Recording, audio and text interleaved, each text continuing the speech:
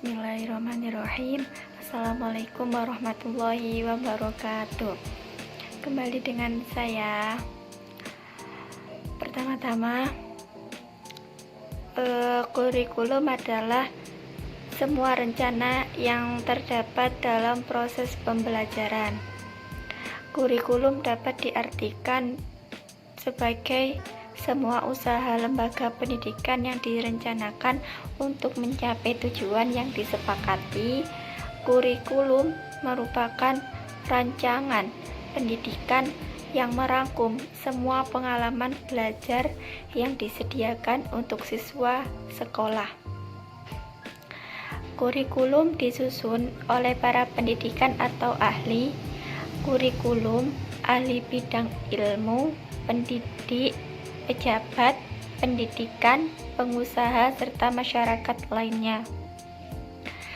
Rencana ini disusun dengan maksud memberi pedoman kepada para pelaksana pendidikan dalam proses pembimbingan perkembangan siswa mencapai tujuan yang dicita-citakan oleh siswa sendiri,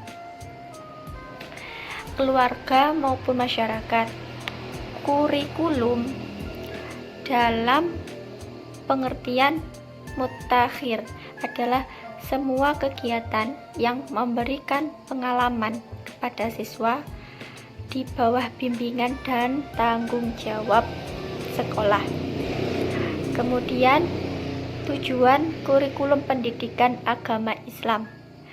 Kurikulum pendidikan Islam itu merupakan satu komponen pendidikan agama berupa alat untuk mencapai tujuan.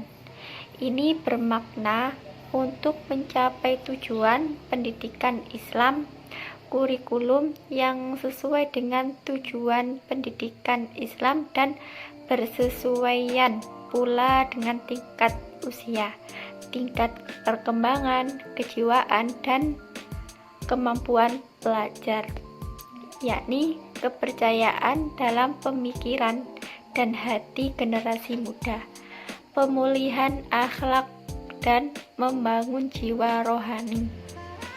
Ia juga bertujuan untuk memperoleh pengetahuan secara kontinu, gabungan pengetahuan dan kerja kepercayaan dan akhlak, serta penerapan amalan teori dalam hidup.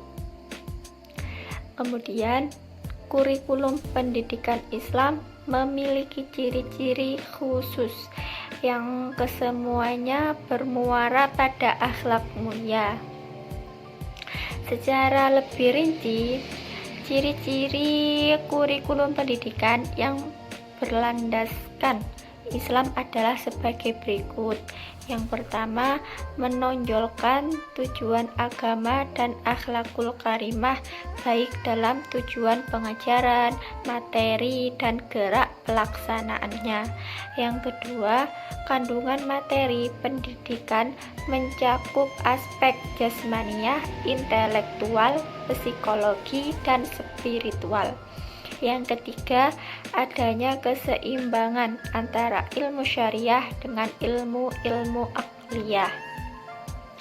Yang keempat, tidak mengesampingkan bakat dan apresiasi seni, tetapi juga tidak menghalangi perkembangan akhlak. Yang kelima, adanya pertimbangan terhadap kondisi psikologis peserta didik.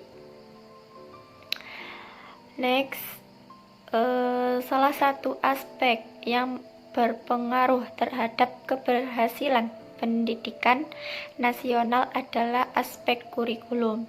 Untuk menunjang keberhasilan kurikulum diperlukan upaya pemberdayaan bidang manajemen atau pengelolaan kurikulum untuk menunjang keberhasilan kurikulum.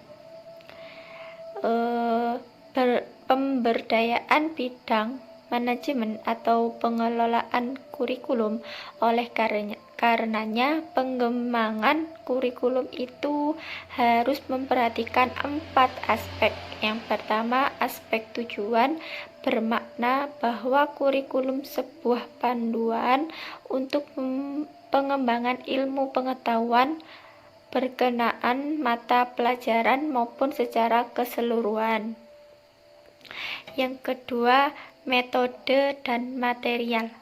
Bermakna pengembangan kurikulum itu harus menggunakan metode-metode pengajaran yang serasi menurut pertimbangan guru. Yang ketiga, penilaian. Bermakna pengembangan kurikulum harus terintegrasi dengan keberhasilan proses maupun keberhasilan tujuan. Yang keempat, balikan. Bermakna harus ada umpan balik dari semua pengalaman dan proses pembelajaran yang ada dasarnya menjadi dasar untuk studi selanjutnya.